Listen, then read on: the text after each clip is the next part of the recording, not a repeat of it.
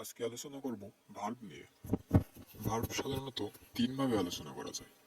যেমন 1 নম্বরে আছে ওয়ার্ড বেস, অর্থাৎ কোনো শব্দের আগে বা শেষে থাকা সাফিক্সের মাধ্যমে। 2 নম্বরে আছে সেন্টেন্স বেস, অর্থাৎ বাক্যে ভার্বের অবস্থান অনুসারে।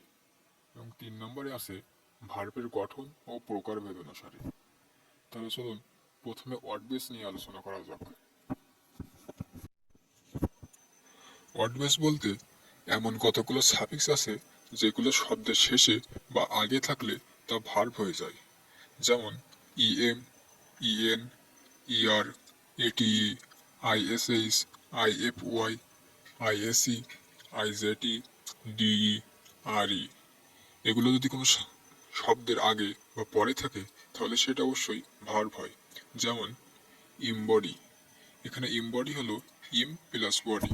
এখানে ইম হলো সেই সাফিক্স যেটা শব্দের আগে থাকলে ভার্ব হয়ে যায়।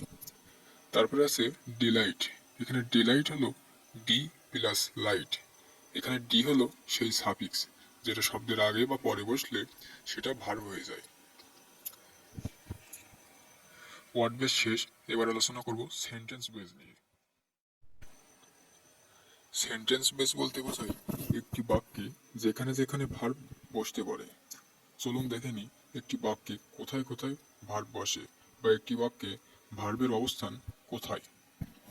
1 নম্বরে আছে সাবজেক্টের পরে কাজ বোঝাতে ভার্ব বসে। যেমন মুসলিমস ফাস্ট ডিউরিং রমজান।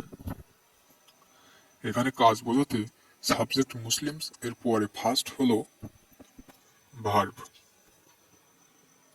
2 নম্বরে আছে মডেল অক্সিলারির পরে ভার্ব বসে। যেমন the work will double your income.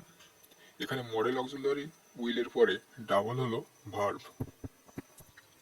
3 নম্বরে আছে ইম্পারেটিভ সেন্টেন্সের শুরুতে ভার্ব বসে। যেমন মাইন্ড ইউর ওন বিজনেস, এটা একটি ইম্পারেটিভ সেন্টেন্স এবং এই ইম্পারেটিভ সেন্টেন্সের প্রথমেই মাইন্ড হলো সাবজেক্ট, কারণ ইম্পারেটিভ সেন্টেন্সের প্রথমেই ভার্ব বসে। 4 নম্বরে আছে লেট প্লাস পারসন এরপরে ভার্ব বসে। যেমন let us winter in Malaysia.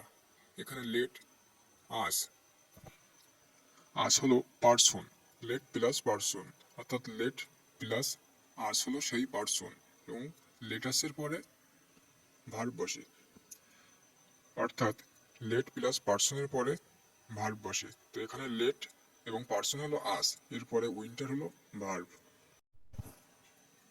5 নম্বরে আছে রিলেটিভ প্রোনাউনের পরে কোনো ওয়ার্ড বসে যদি কাজ করা বোঝায় তাহলে সেটা ভার্ব হয়। যেমন world that glitters is not gold. এখানে রিলেটিভ প্রোনাউন হলো দ্যাট এবং দ্যাটের পরে গ্লিটার্স হচ্ছে ভার্ব, কারণ রিলেটিভ প্রোনাউনের পরে যদি কোনো ওয়ার্ড বসে কাজ করা বোঝায় তাহলে সেটা ভার্ব হয়। তো এখানে রিলেটিভ প্রোনাউন দ্যাটের পরে গ্লিটার হচ্ছে ভার্ব। 6 নম্বরে আছে টু এর পরে কোনো ওয়ার্ড বসে যদি হওয়া, থাকা বা কাজ করা বোঝায় তাহলে সেটা ভার্ব হয়। যেমন try to better your condition. এখানে টু এর পরে বেটার হলো ভার্ব, কারণ এখানে বেটার দ্বারা কাজ করা বোঝাচ্ছে, এজন্য টু এর পরে বেটার হলো ভার্ব।